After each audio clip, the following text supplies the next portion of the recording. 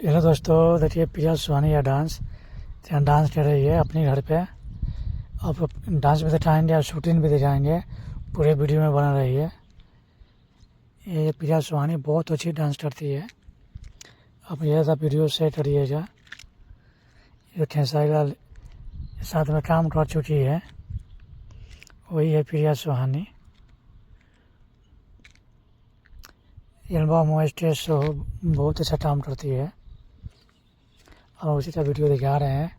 पूरा आप लोग वीडियो देखिए, बहुत मज़ा आया डांस में। देखिए डांस कर रही है ब्लैक लहंगा में। इसके बाद आप लोग शूटिंग भी दिखाएंगे, जिस तरह शूट होता है वीडियो शूटिंग प्रिया सुहानी का। बहुत अच्छी आर्टिस्ट है, बहुत अच्छे डांसर भी है। वो स्टेज शो हो, एल्बम हो, देखिए ये शूटिंग हो रहा है। ऐसे ही शूटिंग होता है वीडियो शूटिंग। देखिए सिंगर भी है, बैक में लड़का लड़की है कोरस में। ऐसा ही वीडियो शूट होता है, हम लोग दिखा रहे हैं।